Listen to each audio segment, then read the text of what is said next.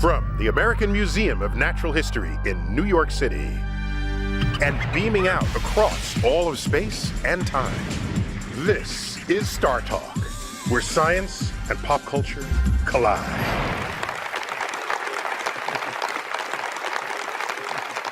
Tonight, I have a very special guest host, the one, the only, the inimitable Bill Nye the Science Guy. I'm here to help. Yeah, thank you. Well, tonight we're featuring my interview with Charlie Bolden, General Charles Bolden. Call me Charlie. The head of NASA, Charlie Bolden. I went to Washington.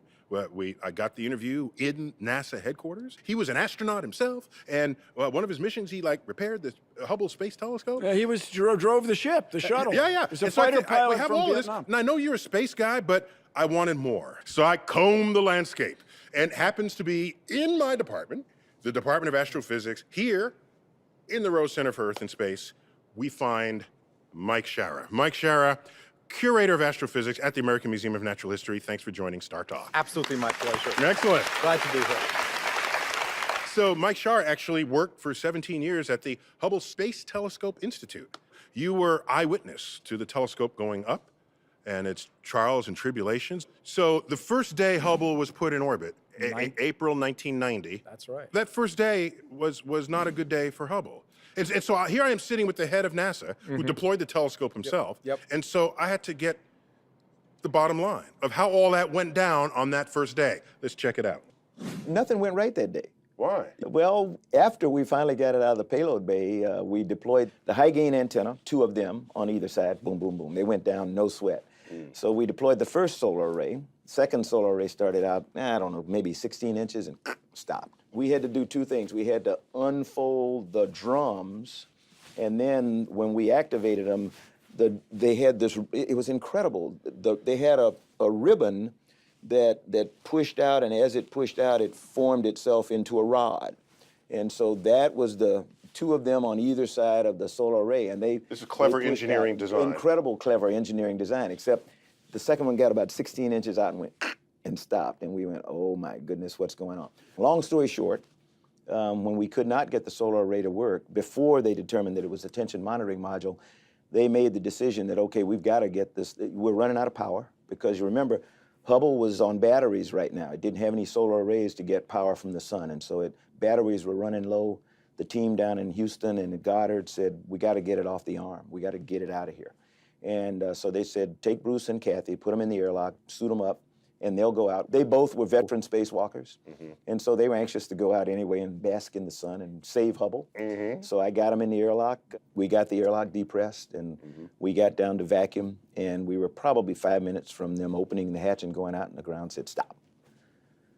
We got a young engineer down here that thinks he knows what the solution is, and we're going to try it, last chance. And so Lauren got the vehicle in position, and they said, you know, let it go, and we went 3, 2, 1, go. And Bruce and Kathy were locked up in the airlock at vacuum, trying to look through a little hole, and they couldn't see anything except the payload bay. So they hate me to this day. It's funny having to be that. Say, I put him in the vacuum. You know, that's just really cool. If you're in control of what the ship is doing. So was everyone at the Hubble Space Telescope Institute at the time aware of these little problems of deploying the telescope? We were terrifyingly aware. Terrifying, We knew because- exactly what was going Oh, on. so- It's like career ending. Yeah? This was for all of us life and death. Many of us had been working on the telescope for 7, 10, 12 years. This was our careers. This was our passion. If it didn't work, the telescope is not off the shelf. it was a one-of-a-kind object. Nobody had ever done anything Except for the like military this. ones that look like that, but that's a different show. That's right, Okay. but they were looking down, not up. Oh, they were looking down. We were going to look out. So everyone is pins and needles, and because you not only care for the telescope, you care for your job security, I guess. Is that part of it? There's a little You're bit working of at an that. entire institute designed to serve the data that comes from that telescope. There are 500 people who have decided that they are going to devote their professional lives to advancing astronomy a century in the space of 10 years. Every one of us had put our hearts and soul into this, and we cared, I think, more than anyone, except maybe the astronauts and the other builders, how this thing went. It had to go well. It is the telescope. It is the thing that has transformed astrophysics. Is it going to wear out? It'll wear out in the sense that if we don't send astronauts to it, and there are no plans and no hardware and no technology that currently exists because the shuttle program is over, it's actually going to either fail, one of the key components is going to fail, or it's going to re-enter the Earth's atmosphere 4, 5, 6 years from now and burn up. It'll re-enter the atmosphere no matter what at some point. Unless we do something to boost it, and there are no plans to do that. And you want to plunk it into the big toilet bowl of space, which is the Pacific Ocean. That's what's going to happen. Yeah. General Charles Bolden, as head of NASA, he's overseeing NASA's plans to go to Mars. Yep. Let's check it out. People have always dreamed of going to Mars, always, you know, as long as I can remember, even before we had airplanes. Given the budget we have today, we are on a path that will get us to Mars in the 2030s. So if I write you another check for another $18.5 billion, you can speed that up, perhaps, tighten it up? Maybe. And I am going to be able, or whoever's sitting in this chair as the NASA administrator is going to be able to say, with greater and greater and greater certainty, you know, we're going to be on Mars with humans in the 2030s. They will be able to say with great certainty, greater certainty, as you buy down more risk. There's risk in everything we do. Risk is never, ever going away. Risk is never going away. So in the exhibit, when did you predict we'd be on Mars? We didn't predict a date because we didn't know what the budget was or will be. We said that we could be there in the 2030s, just like Charlie Bolden said. But putting humans there is extraordinarily difficult.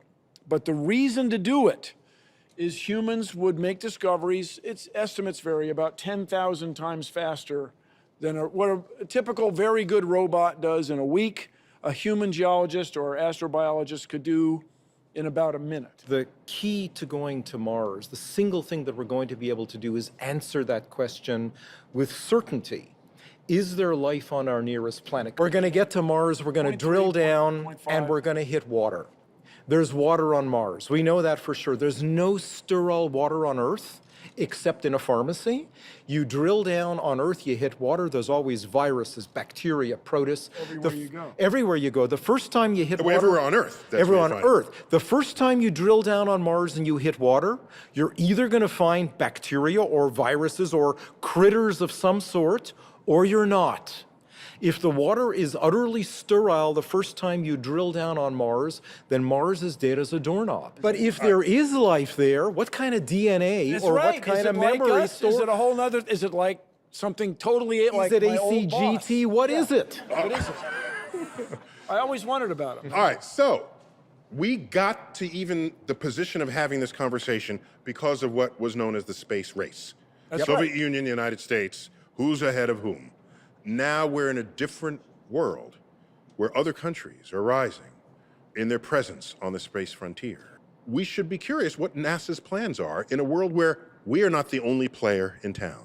There's some competition out there. Isn't that a great thing? And I asked him, does this feel like competition to you? Let's find out what he told me.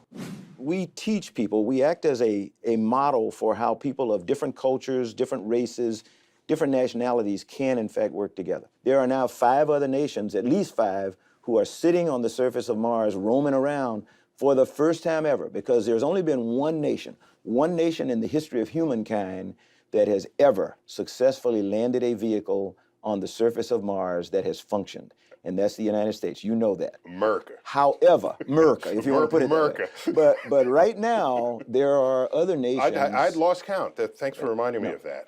Many. Is that the model going forward? The international collapse, without question. Okay. If you look at the space launch system, or International Space Station, no doubt. That's my championship model. That is the largest collaboration of nations outside of warfare that there is. So, Bill, is this state of the moving frontier, is that going to take us to the world of Star Trek?